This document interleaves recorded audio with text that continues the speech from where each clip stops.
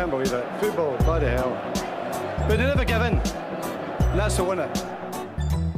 Welcome to the American Red Devils podcast. I'm John. I'm Alex. And we're bringing you the best Manchester United news from this side of the pond. Woo, sir. How we doing? Manchester United's tour continues. We headed up to lovely Edinburgh today to take on the Glasgow Rangers. And, sir, another good tune-up match. Much better than going to Norway and playing a team in the middle of their season who was fit and firing, acting like it was the, World Cup finals. Hey, Lenny Euro made a debut, looked very solid for an 18-year-old. I'm excited about him. Ahmad looked terrific, scored a goal. Probably should have had 2 assists, to be fair, because he had really good link-up play. Opportunity to Sancho. Opportunity for Ethan. So good there, Mount looked all right. So most importantly, we didn't get cooked like we got cooked, like I said, in Norway. And lots of good things happened in Manchester United. And most importantly, heading to the proper US of A to get the tour really going. They're California bound very shortly. So I'm excited. I always love when they step down. They're like hanging out, training on UCLA, enjoying the sunshine. How are we doing, sir? Come on down to California, sir. Come to the US of A, where freedom rings. Manchester United and the United States go hand in hand. That's why they come back for every tour. Coming to Cali, not NorCal, sweating in the bunker with us, but SoCal, going to SoFi Stadium to play the Bluffers. Arsenal, great tune-up match. Hopefully we get more players back. It will also be interesting to see who does Ten Hag bring to the USA. We saw a lot of youngsters feature in Norway and in Scotland, and there's going to be a little bit of a cull of the list. And hopefully the cream is going to rise to the top. Who could potentially break into the first team this season? I'm sure Ineos is making an assessment about that as they're digging in the transfer market. Lenny Euro, man, I'll talk about instant upgrade. I mean, that's one of those things where he's the type of guy to just walk into the team and just play well. I mean, he was one of our best players today on the pitch, finding pockets of space, pushing forward with the ball, pinging it as well. 18 years old. It's one thing to sign the guy. It's another to watch the highlight videos. But, man, he looked real smooth on the ball, cool, collected, and at 18, he's only going to get better. So it is practice. It is preseason, but very encouraging from Lenny. That was the highlight, and I thought the attack looked up much smoother. Ahmad is, looking to be the guy on the right wing. Anthony, rumors of a loan. I love that move, right, because we're talking loan for Anthony. Someone just has to pay his wages, $70,000 a week. Which is nothing. But that's a lot for a bluffer like true. Anthony. So Anthony. I don't even know if somebody's going to be able to pay that. But it's Ineos telling Ten Hag he's a yes man. It's better for you, Ten Hag, if we just get rid of this weird relationship you have with this guy who just spins the ball around on the right wing and does nothing. I love that move from Ineos, basically saying, hey, this is our call. He's gone. And we'll see if there's actually, truth in that rumor. There could be. I'd like it to be true. They're putting it out there. Manchester United is putting that out there. That's being reported because United are saying he is available for loan if someone pays his wages. And that's in the press because United are basically shopping that to people. That is usually how that type of story would get into the press. But that's probably the best thing, right? Or his agent did it. But no, you're probably right. Probably right being fed from Manchester United itself. And, if they're that astute of operators, right, if they're actually playing that level of chess where they're like, well, this guy plays favorites. We saw it with Wout. We saw it with Anthony. Maybe by, taking some of his favorites away, he'll actually just pick the team on merit. Who would have thought? And every coach picks their favorites, to be fair, but you have to go out there and win. So that would be something because at the end of the day, I don't want Anthony getting more minutes than Ahmad. Because Ahmad. No, but you have Garnacho there. You have Rashford on the left. Ahmad there. We don't need Anthony, and that's the idea. And so I love that move. Hearing that loan makes me think, okay, somebody actually knows what's going on here at United making a smart call because Ahmad needs to feature. He needs to play. We saw that today. He was one of our best players on the pitch, cooking on his left, cooking on his right. By the way, that's pace. That's what we're talking about. He's in shape. He's ready to go. Always in shape. I mean, unbelievable. And so, these young kids coming up in the game, they get me so excited. But the fact he had to sit behind Anthony, horrible performance after horrible performance last year, that just, that had left a bad taste in my mouth, and I want to make sure that right wing's cleared out so Ahmad gets the minutes he deserves because he is a talent. No, I couldn't agree more. We're going to see how this window flushes out. There's a lot left, right? There's still like 40 days left in the transfer window, but I couldn't agree. I mean, Ahmad looks the right wing starter. If you were to start the season today, it'd be Garnacho on the left and Ahmad on the right with Rashford as the backup. And then now with Xerxes coming in, he could be playing 10 sometimes or a false 9, pushing Bruno out wide. So it's like you have more options, and you probably don't need, maybe you probably keeping one of two of Sancho or Anthony. And the argument would be the higher upside is certainly Sancho of the two. So we'll see what happens. If they make another attacking signing, do they go for an Ivan Toney? We'll see. But like you said, Lenny Euro slotted right in. Obviously, it's Rangers. Obviously, it's preseason. But 18 years old, to be that composed on the ball, good passer. You can tell he's a great reader of threats. So he smells it before it happens. And that looks an astute signing. Even at £50 million, £52 million plus whatever. There's been a lot of back and forth about what the extra transfer fee is. He's a player for the future. We can get 5-6 years out of him before we sell him to Real Madrid. That would be a great outcome for the club. Hopefully he'll win a couple of Premier League titles with us. But the youth is what is to be excited about. The youth was exciting at the Euros, and the youth is what's exciting right now at Manchester United because every player they're going after. You made this comment. They're like, well, why don't we go after Paulinho? Paulinho's 28. Ugarte's 20. They're going after kids. They want the youngin. They want resale value. And I was thinking about that. Like, it's all about resale value. And we got smart. It is smart. We got Lenny, Ahmad, Kobe, Hoyland, Garnacho. It's like they're buying young kids, and I'm excited about the future. And today it was practice, but it was more fun than last time because we actually played some football. And under Ineos, everyone's for sale. It's like, let's make a deal. That's what it's all about. Even if it's a good player, like, number one Mason Mount fan, but hearing rumors he's on the block, it's like they need to sell just to get cash so they can invest in younger players, right? And that's the whole thing. Hey, we got to get rid of this, aging contract issue and pivot younger, and we're going to sell whoever is available for a good price. Like if it is Mount, if they can get $60 million for him, they'll do it just so they can reinvest that in younger players who can play for the longer term and maybe have a higher resale value. It makes total sense from a United perspective. It's ruthless as well, but they're doing even more than I could have imagined to start the season. But sir, quick PSA for the podcast. If you like the American Red Devils, we are now on YouTube. We're getting it off the ground. Thank you to everyone who has liked and subscribed to our channel so far, but please check it out if you're listening on Apple or Spotify. Head over to YouTube, search American Red Devils, click subscribe, like, and comment on the video. If you comment, you can have a chance to be the Muppet of the Week.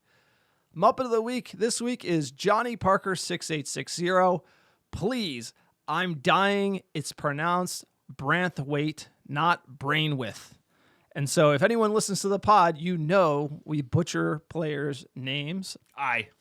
We both do, but it's like, if we sign him, we'll get it right. But Branthwaite. And it's also a very weird, I couldn't spell that last name if someone put a gun to my head. It is a very strange name, but Branthwaite, we got it. Thank you, Johnny.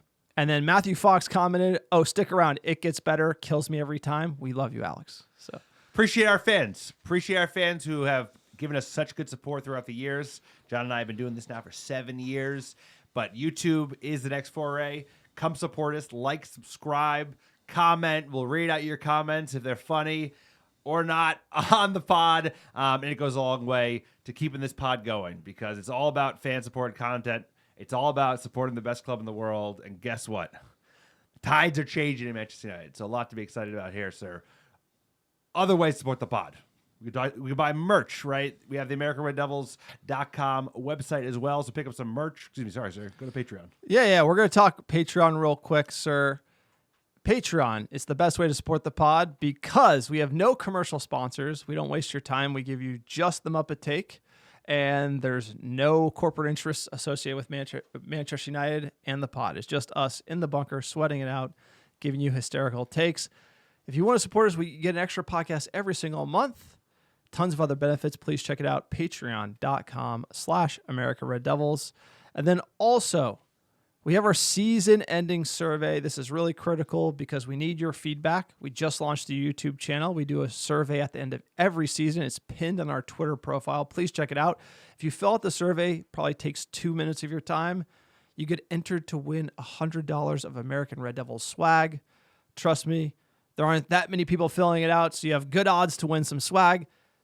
Click on the link on our Twitter, and you'll be entered to win some swag, and you can help us get better because we have no idea what we are doing if it isn't apparent already.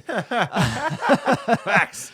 And our store, AmericanDollars.store, we have some interesting merch incoming, but we have great scarves, hoodies, beanies, shirts, pins, everything you need for a proper Muppet. If Patreon's not your thing, check out our store, grab some merch, support us, and like Alex mentioned, check out our website, AmericanDollars.com. Great new article talking about Ineos, the Lenny Euro signing. It's all about getting the fan perspective out there. That is this platform for fans, by fans. Absolutely love the pod and love this club, sir. We have been in it for a long time, and it has been painful for a long time. Is this season going to be one of pain or one of celebration? What do you make? Whew. I think it's going to be a bit of both, because change is clear. There's a new sheriff in town, just like the business. Everybody knows it. Everybody who follows Manchester United, everybody who likes Manchester United, and people who don't like Manchester United, people who dislike Manchester United, they're aware. It's aware that there's a completely new team in place, and the way we're behaving is not like anything we've ever seen. And even I was thinking about, I was like, this didn't just start in 13. It's like, remember in 09 when they sold Ronaldo for 80 million and we bought Gabriel Oberton and fucking Michael Owen on loan? They've been tightening the purse strings for a long time. They've been handicapping this club for a long time. More of a testament to how good Sir Alex Ferguson truly was. And now to have new operators who obviously they're going to be financially motivated. They got to make some money out of the thing, but they want to make it so it's a sustainable entity. So it funds itself, so you don't have to just keep taking debt out and putting more debt on the credit card.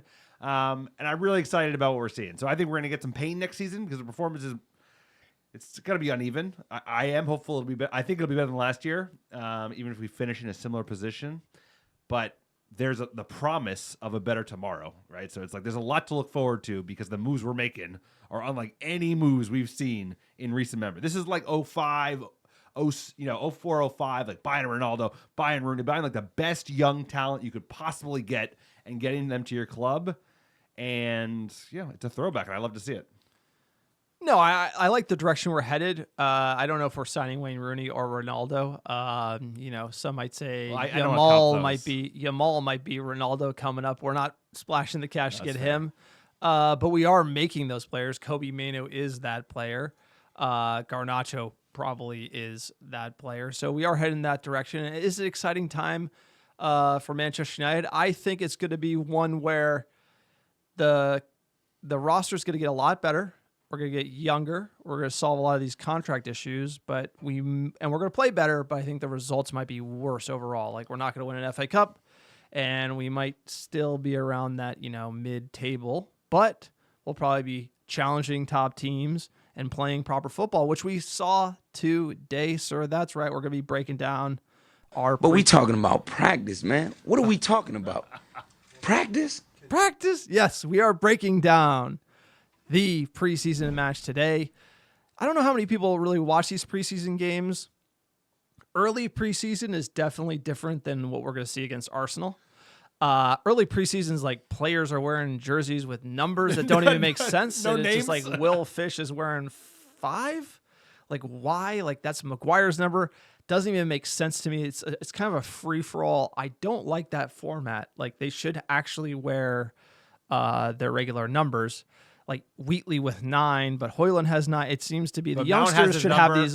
The youngsters should have these obscure numbers, and then the actual squad should have their real numbers, which is, I know they're not set, but it is a little kind of all over the shop. I've never seen that before, even in a preseason game. No, it's first time. Because they usually have the name, so people go and then buy the jersey. But who knows? There could have been a reason why they didn't include names. Maybe they just, I don't know. But either way, I agree. Early preseason is not always the easiest to watch. I thought the first half was a good watch, especially compared to the Norway game, because we were playing much better. We looked so much fitter just from a week. They were running around the pitch a lot more. So it was easier on the eyes than it was last Monday, because that was rough. Yeah, and so let's get into the lineup. The starting 11 here. Onana in net. We had Murray at left back. playing for the U21s. Evan Euro, Lenny Euro coming right in. Very impressive that he just came right in. He's fit. He's ready to go. Wan-Bissaka on the right. Toby Coyer, Casemiro midfield, Mount at number 10, Diallo on the right, Sancho on the left, and Wheatley up top. From the jump, great to see Euro involved. There was a late kickoff due to like people getting into the stadium. Not great. Been a lot of that this summer. I don't know what happened to figuring out how to get people into the stadium, but like the Euros, it was a nightmare. We got a taste of that too. Yeah, exactly. And this sounded like a nightmare, which sucks for fans. Regardless, they did kick things off. Euro from the jump, we were a lot of emphasis playing out of the back. I felt like initially it wasn't clicking. We were kind of going wide, and Rangers were doing a good job clogging the midfield. Casemiro looked out of shape. Unfortunately, like to me, this game, like just the eye test, I saw Casemiro, he gets on the ball and you see him running, and it's just like he's gone. Like his legs are gone. His off-season regimen isn't there. Mykonos? Which is sad because his legs kind of went towards the end of last season, and then seeing him come into preseason not fit, not ready to go. He's on big money. He's won it all. Like, well, there you go. I want him to be a dog and kind of like use the offseason to get fit and be ready to like prove everyone wrong. Casemiro doesn't seem like the prove everyone wrong type of guy. Well, it's a good point because when you've won everything and you're on $20 million a year, it's probably hard to stay motivated. It's easy to get comfortable. Yeah, real comfortable. But there was a player who took the opposite approach, which was good to see. Mount looks fit. Mount looks ready to go. He was running all over the pit. Ahmad always looks fit. I thought he was him and Euro were the standouts today. And the fact that, like you mentioned, some of the lads who came back from the Euros, weren't ready to jump in. And Euro, he obviously didn't go to the Euros, but he was ready to go. That's just a good sign that he's fit enough because some of the guys that didn't even travel on European tournaments haven't featured yet. So that's a good sign of commitment. And decent lineup. Sancho's there. Ahmad's on the right. Mount's in the hole. It's like that's a decent. Collier, he looks like a decent player that I'd like to see more of based on his size. He seems to have good feet and good awareness as well. But yeah, lots to look forward to this season. Yeah, so shout out Toby Coyer, and then this 11 is important for the manager, right? So when you're watching preseason and just pulling up the starting 11 again, this is showing Ten Hag is going to bring Toby Coyer to the United States. Yeah, he's coming. Hannibal dropped. Wheatley's coming. So Wheatley's coming.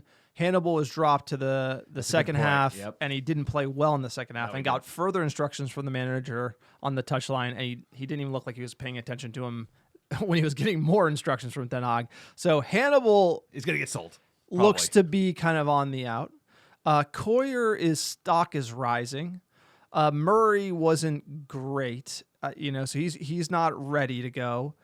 Sancho, there was something there. I felt like there's a player there not liked by a lot of United fans. He doesn't look like he's in shape, but he has a touch, and he was able to play the overlap very well. That was good. On the left, and he has this ability to kind of drift to other sides and areas of the pitch and get involved in link-up play. He's very good in final third link-up. As far as like character issues, lots of them. We talked about it. He has the skill, and if he was fit and he was chomping at the bit, there's a player there, right? Mason Mount looked like he was putting in a shift, and Diallo is on another level. I mean, this is just a player with pace that you saw him beat a man on the touchline minute 3 of the game. Going left, going right, 2-footed, and he has that shot he can hit.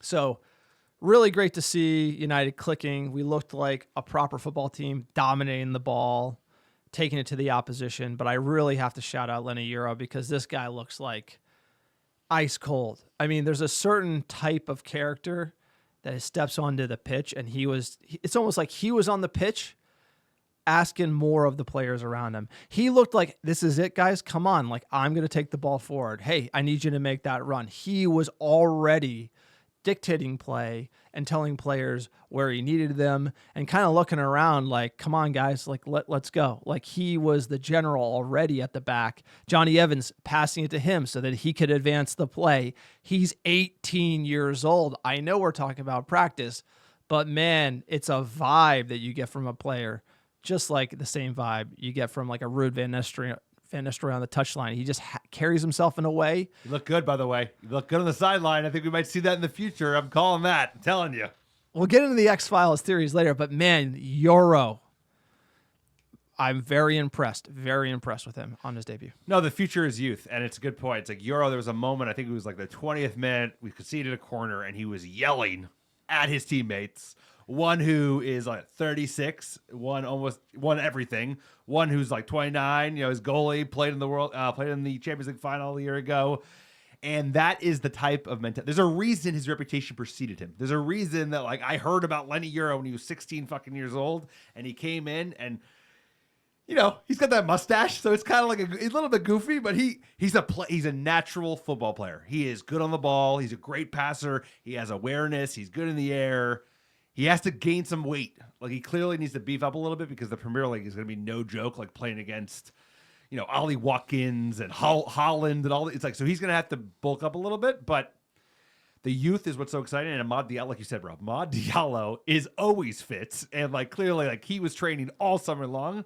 Because he looks so confident today on his left, on his right, beating players. He almost scored 2 other goals. He almost had 2 assists. He was the best player by a mile.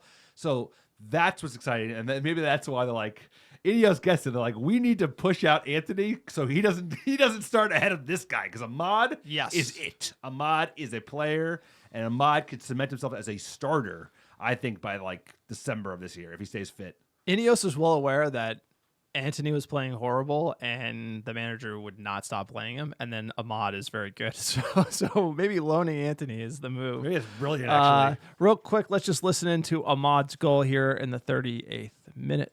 Take advantage. Ahmad opens up for Ahmad to have a go. Opens the scoring for Manchester United. Opens their a whole host of problems. I mean, he just glides on the pitch here. And then in the second half, full swap from Ten Hag. Hannibal came on. Lots of youngsters came on the pitch here. Will Fish, not even going to pronounce Oyedele in the midfield. Hannibal, it didn't look good for him. Unfortunately, his stock is dropping. Yeah, Habib, honorable mention there. Samuel Mather, Bennett. Hugel had a great strike. Amos, decent. Nothing to really highlight in the second half other than this Joe Hugel banger, which will get you the audio real quick. What a strike. What a run. He's going to try and feed this through. It's brilliant for Hugel. What an effort that is. Off the other side of the crossbar. It's an extra set from Hugel. Bar down from Hugel. And Nistelrooy on looking. He is trying to come to the US of A. What do you say? You bring in Hugel? I think after that goal, yeah. I think before that, actually you might bring him anyway because Højlund's not back and Xerxes not back because they were both in the Euros.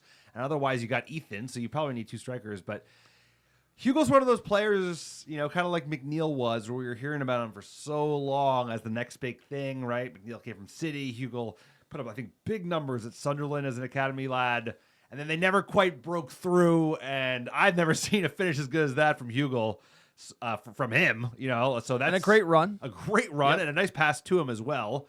So I would bring him. I think he's one of those players that, I don't know what this contract eats, but if you can loan him to a championship side, so we can get some real minutes and maybe score some goals against some high physicality. Dude, he's got the size. That neck beard needs work, but he has the size, and if he could finish like that, that's a good start. But he needs a way more minutes than he'll ever get at Manchester United first team right now this season. All right, just dipping our toes into the stat sheet here. United with 10 shots, Rangers with 10, United 3 on target to their 5. We did have 58% of the ball to their 42%. Obviously, little mashed potatoes on the stat sheet because you have that full 11 of youngsters coming in behind. But given those are the stats, those are the highlights, it ended 2-0. Who was your man of the match for Manchester United at the Murrayfield Stadium in Scotland? I mean, for me, it has to be Amad Diallo because he was just so electric. He was involved in everything really positive we did on the offensive side of the pitch. Like I say, he scored a goal, almost had another, probably deserved at least one more assist between the Sancho chance and the Wheatley chance. So really excited for him. He's one of those where this cements, give the man a new contract, right? He's out of contract soon. Obviously, he's going to feature in the squad next year, but That was like great to see because it's it always takes a while for the squad to get up to fitness. So there's certain players that kind of shine earlier in preseason. It's good to see him come out of the gates shining and be like, yo, I'm ready to go. Erik ten Hag, I'm ready to go. Like, make room for me. No, great point, sir. And ultimately, my man of the match, it's Lenny. I mean, for him to come in to Manchester United, this club, sign the thing, and then literally start 2 days later and then just like run the show is incredible. Ahmad's signed 4 years ago. No, that's fair.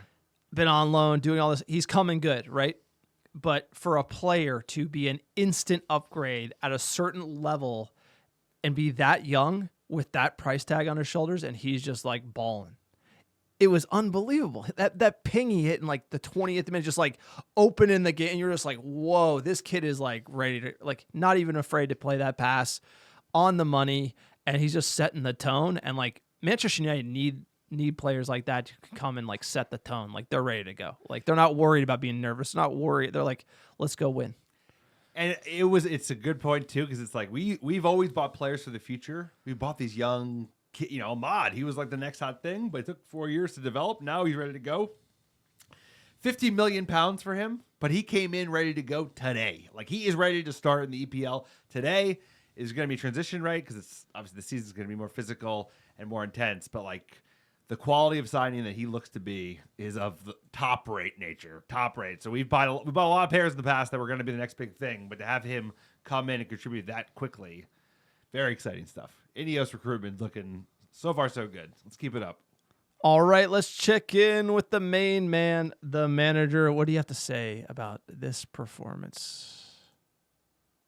Preseason is friendlies, and I want to win every game, so I was very disappointed on Monday, but especially with the performance, and that is even more important in preseason, that the performance, and you want to grow, and that is what we have seen today. In comparison with Monday, low standard, today was much better, especially in prospect of the aggressiveness. Was much better. We were much more on the front foot, and there was a team, both halves. So yeah, it was enjoyable to watch. I mean, it's a classic saying that says the kids are all right, and there was younger players on the score sheet today. Ahmad with his goal, and obviously then we seen Hugill with a great play by Oyedele too. How important is that that they're buying into that style, that attacking style, and so much promise that's there? Sure, but we have to see Ahmad in a different way. He's not, of course, he's still young, but he's not inexperienced anymore. Last season, he had bad times with bad injuries. Before that, he was in championship. He had a great season, and in the end of last season, he had a very good time in our first team and played some good games. Now, for this season, this has to be the year. And it's great that he starts. Has to be the year for Ahmad, sir. What do you think? Is it the year of Ahmad? I think it might be. Like, I think all the talk, because we've seen this pattern, especially with the manager, and we've seen this pattern to a certain extent, not every year, but like over the last decade, the one positive is like we have had these breakout guys from our academy, right? Obviously, Rashford and McTominay, and then Garnacho and Kobe more recently. I think the youngster that breaks through is a youngster who's not even from our academy, just someone we bought that was so young and has been in the club so long, he feels like an academy player. And that is, I think it should be Ahmad. Given all the tumult in our like wing play, and like, even Rashford's not in form. So really the only guy who has like a starting spot is Alejandro Garnacho. Every other spot is up for grabs. Sancho maybe on the way out. Anthony maybe on the way out. Like, why not? He's ready to go. He could play in the EPL. He could play in the EPL even though he's such a little guy. So I also liked how, like, I think he is, I'm hopeful Erik ten Hag's ready to go because he's still raking him through the coals from Monday. And I kind of like that because he's like, they put it in a really small box, and that's the box he should be focused on. And the standards weren't good enough. So it looked much better, and I'm sure they ran their ass off all week up at Manchester Carrington. I think that's how Ten Hag likes it, sir. But quick, we got some conspiracy music we have to play because you and me saw it today on the touchline. You saw it, right? You saw that, didn't you? Ruud van Nistelrooy on the touchline. Number 1, handsome gentleman. Handsome Dutchman, right? Like a nice head of hair. He was chumming it up with the coach of Rangers, talking to the youngsters. There's a presence about Ruud on the touchline that says he's more than an assistant coach. And if I'm Ten Hag, I'd be a little worried about that because it's like, oh, great. He coached PSV, I believe, and did well. He could have been hired by, Burnley or insert any other marginal EPL club here. So he has done it as the main man. He's coming up in the game. He is a United legend, but there's a gravitas about him. And look, I like Ten Hag, but he just doesn't have that, play like youngsters listening to him. And I just feel that you got to watch out when you're wearing the crown, that if the number 2 guy looks that good, that Erik ten Hag might be nervous, and Ineos might have brought him in because if things go wrong, he's the perfect guy to slot in behind. And so maybe that will motivate Ten Hag, but there's something there when you start seeing that presence of Ruud. And I feel like it's meant to be. Something about that, I feel like we're going to see him on the touchline for United proper one day. I don't know why. I got a feeling. No, I if you remember a month ago, I kind of pieced it together because I started looking at Ruud's actual coaching record, which, like you said, it's like he had some success in the Netherlands and then left, and I'm sure had tons of opportunities, like you said, like in the lower part of the EPL to come out. So my thinking was they brought him in dual faceted. One was to shake things up and get the other Dutch guy out and bring in somebody that they knew to kind of be the canary in the coal mine, bring a different perspective, which they probably want, someone who's not just his boy. And then they're not stupid, these guys. They're like, he's a perfect successor if they have to fire Erik ten Hag this season, next season, whatever. He's just there. He's ready to go. He looks the part. He knows the club. And he seems, we haven't seen it as much first coach, but he has the coaching pedigree as well. So best of both worlds. I know, but I still like Erik ten Hag, but I want Erik ten Hag and Ruud to succeed. But like that's in many ways, that's like a brilliant hire because like you still need him as assistant. And if you fire him, it's not like that other guy, Van der Gog. Like that guy wasn't going to be a head coach. No, but that's the whole point is that Ten Hag on the block last year, who else was going to come in? Now Ten Hag, if he's on the block, McLaren, and like he's still exactly. Old. It's like now it's like the guy's right there, and he's good. Right there. But that is an Ineos move. They're playing chess. You have to read the tea leaves.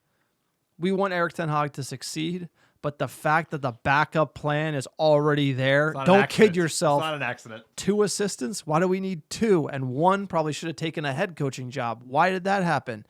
And it's like, I'm sure somebody told your next guy up. Ruud, if this guy bottles it, you're up. And you would take the job knowing that. You would, because you would be like, instead of going to Burnley, I can just wait for Erik ten Hag to step on a rake, and then bam, I'm the main man at Manchester United. That catapults you into the stratosphere of management.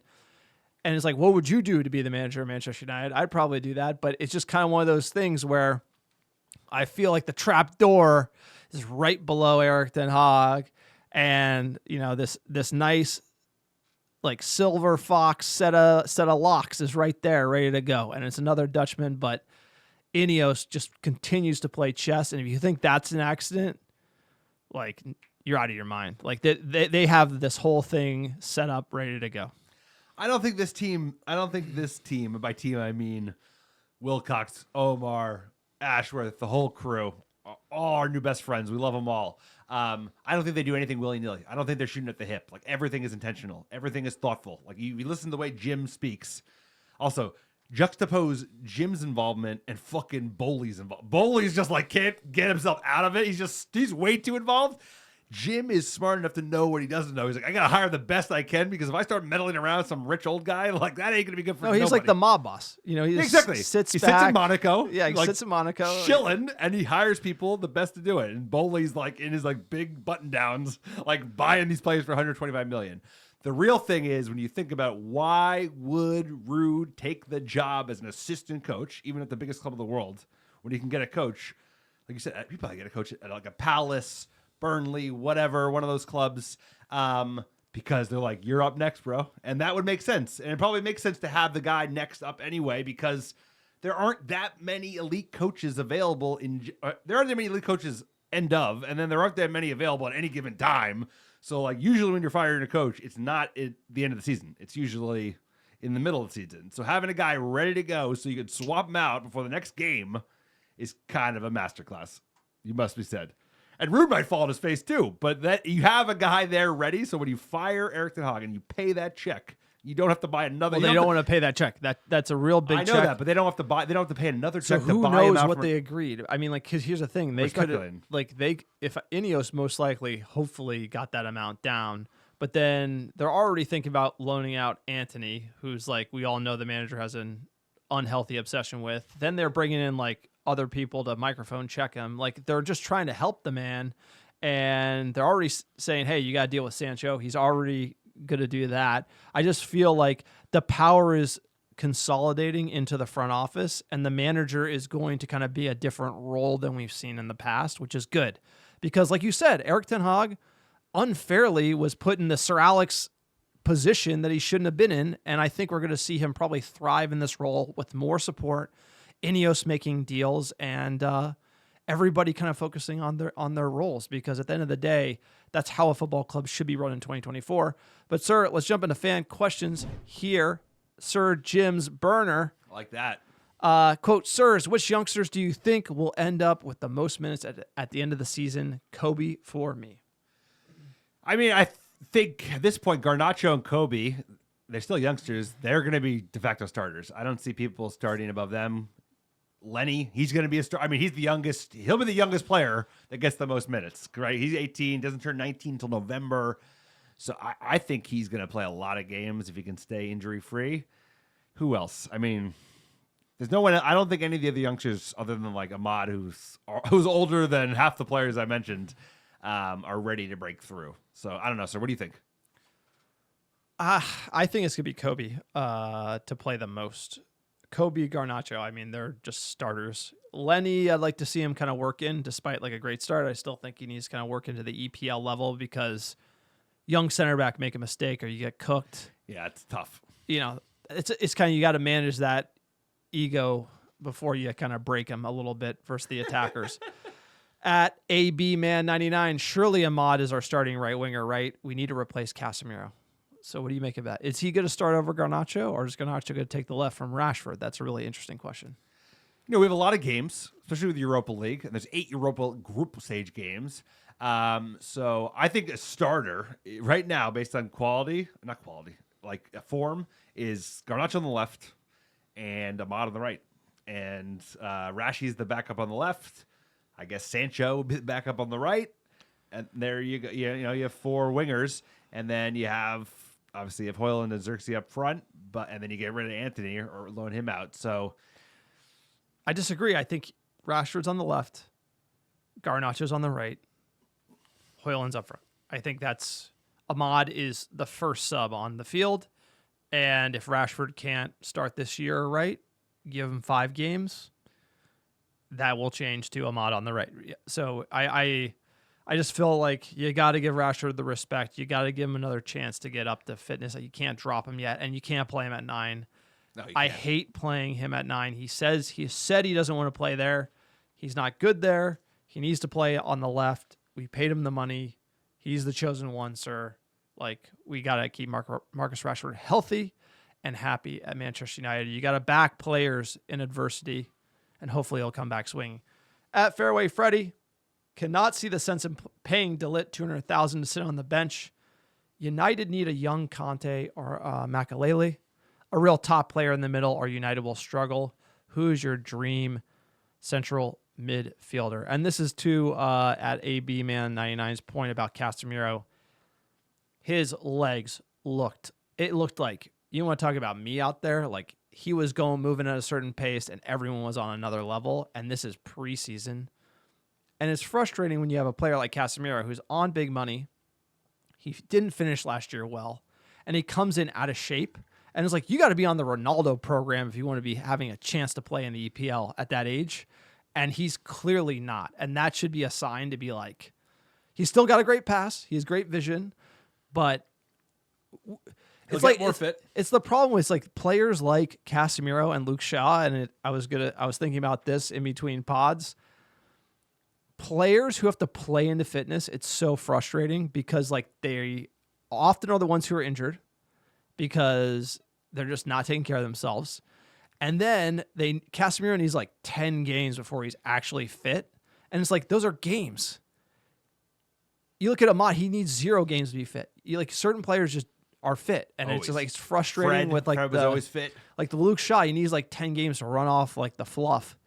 And it's really frustrating because we're Manchester United. Like we should be playing at a certain level. And I feel like you can't carry Casemiro's through those 10 games.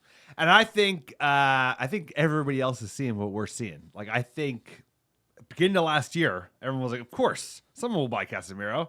Also, nobody's buying. The Saudis like are not spending money because they won the World Cup bid and they don't have to like prop up their dog shit league anymore. So that's all going away. So like the dumb buyers coming out of Saudi just to like give any numpty, $50 million a year. Like they'll give other clubs that money. They won't give United the money. The point of the matter is like I think people have seen that like Casemiro don't got it no more, and I don't think there's a big queue of people coming on and be like, yeah, we want to pay you $30 million and pay him $18 million a year. So my concern is it's gonna be very difficult to get rid of Casemiro to the point where we're gonna have to take like a very small amount just to get rid of the wages, but at a certain point, you just need a player in. So dream CM.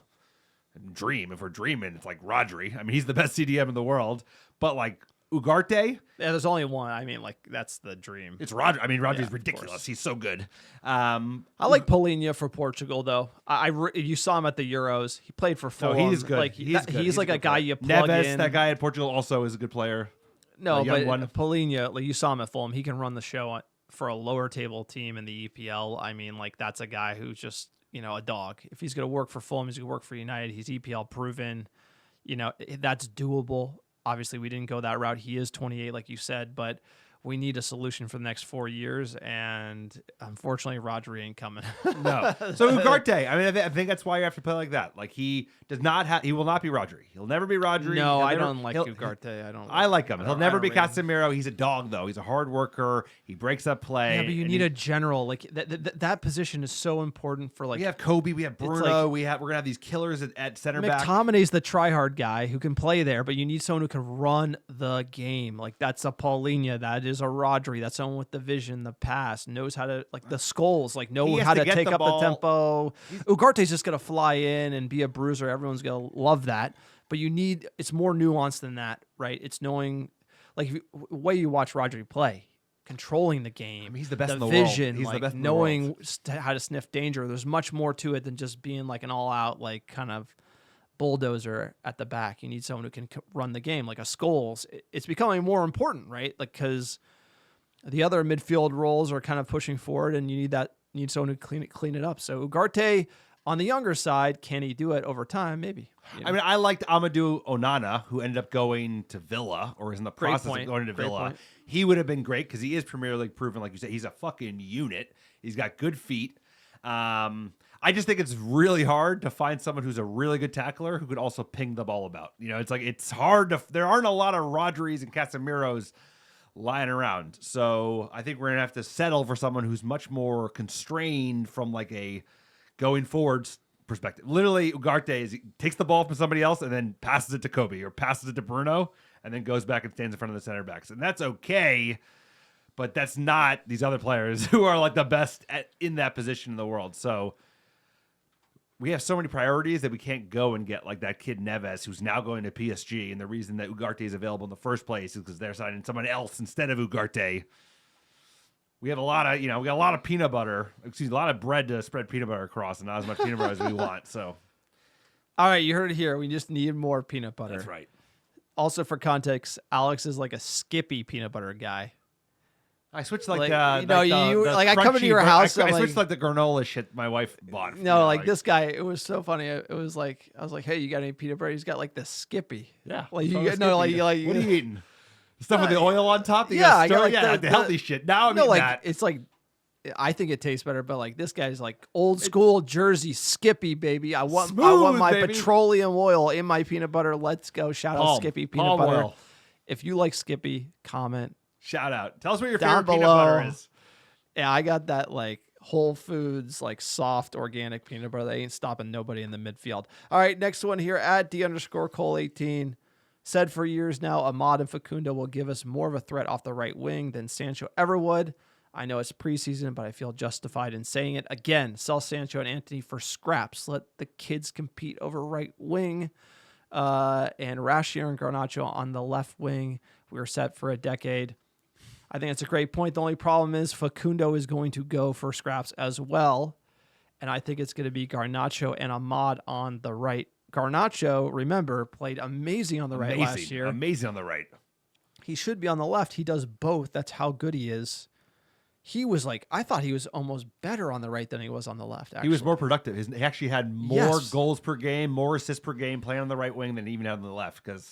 And Sancho does both. So the argument for Sancho is he needs some games to get fit, and he can do He's a both. player. And by the way, just what he did today, that's worth 20 or 30.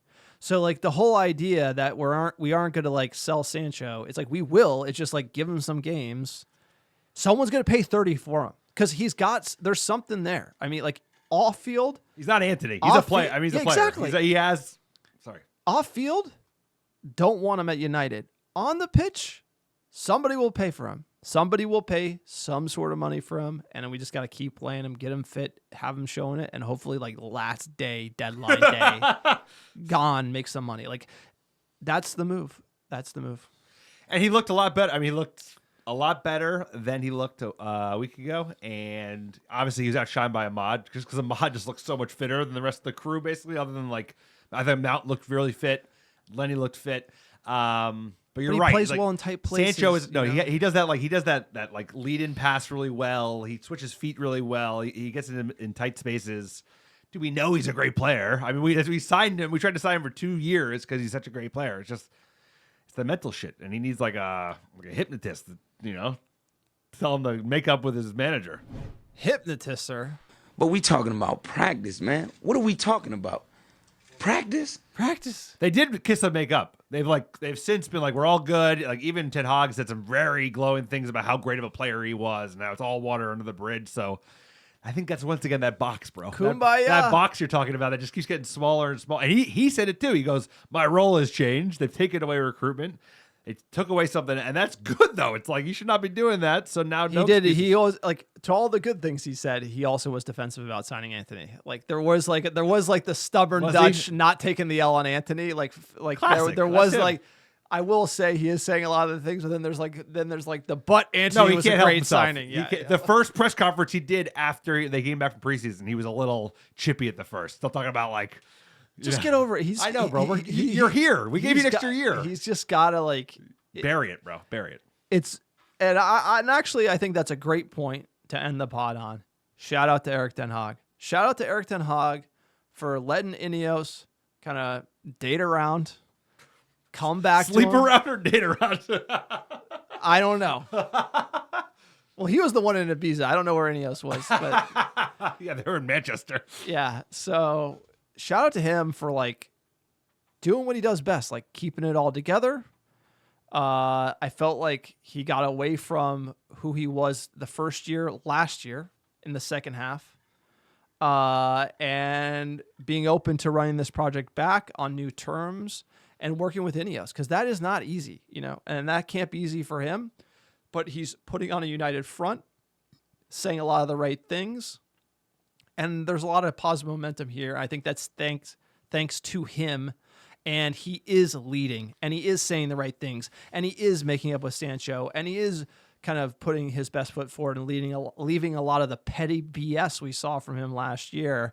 And that, we say, from signing players, it's about how do you react to getting punched in the face.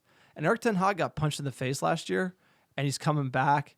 And I feel like this could be like a new dawn for him. Obviously, we talked about the XFiles with Ruud and everything, but I really think that it's thanks to Erik Ten Hag. Things are kind of coalescing around good vibes at Old Trafford at the moment. That's very well said, because you know what? I don't think every manager that was in that position that he was in and had such a bad year would maybe respond to the role and the changes that have happened over the last few months. So I agree. I think he's like done the right thing. I'm hopeful we'll see the best version of him like we saw during large parts of season 1. Also, if Ruud works out, it doesn't have to be just as the guy breathing over his shoulder. Maybe it just helps him get the best out of his squad and the best out of, his own coaching ability. So it's going to be a fun year. It's going to be an interesting year. It's going to be way different than we expect. And I'm just excited for the ride because now we're in Technicolor, man. It's like everything's happening. It's wild shit. It's like there's the Lenny Euro signed him, and he's great. Kidding me? Who is this kid? 50? Old us. If we had somehow pulled it off, we would have paid 100. First of all, we would have paid like double. No, I know, but he's just good. He's on reasonable wages. He's on $5 million a year, which is to take a kid away from Real Madrid. It's why you don't sign these old players over the hill, bro. I know. It's like let's go. Even fucking De Ligt wants to take a pay cut to come to us. So it's like they're getting it. They're getting it. Lenny Euro. Oh my God. Give me one of those mustaches, baby. I love it. Wheeling and dealing, baby. That's it. That's the podcast. You like the American Red Devils. We are for fans by fans. Don't forget it. And we say it. We mean it. We ain't selling you nothing. It's just the Muppet take. Thank you for everyone who supports us on Patreon. Patreon.com/American Red Devils. Go the extra mile. Support the podcast. We put every single dollar of support back into this operation. As you can tell, we are trying our best launching this YouTube thing. So please like and subscribe. Comment below if you disagreed, if you agreed, any controversial takes or just banter, drop it down and we'll read it out on the next podcast. Programming notes, our next pod will be Monday. We're going to be previewing the Arsenal match at SoFi Stadium, which will be a great one. I feel like that will be like a proper 45 minutes of first team football. Great to see Euro out there. A lot of exciting players. And they're going to be dropping a news podcast that will go along with that one as well. Check out our store, americadevils.store. We have some exciting items coming in, but great scarves up there. And, sir, give us our top downloads the last 7 days. Number 1, how you doing? Chicago, Illinois, Dublin, Ireland, Los Angeles, California, Brooklyn, New York, Philly, PA, New York, Manchester, England, Atlanta, Georgia, Oslo, Norway, and last but not least, Melbourne, Australia. Appreciate all the American Devils listening week in, week out. We couldn't do it without you. A lot to look forward to. A lot of transfer window left. Can't believe it. 40 days left. Headed to the States. Hope everybody's having a great summer. It's great to see you on video. Like John said, check out our YouTube. Like, subscribe. It goes a long way. We appreciate every single one of you. CR7, baby. Yeah, well. Let's go. Oh, wait. Champions League. Come on. We're coming back. And speaking of Champions League, we're going to leave you with a special song. Oh, what a night.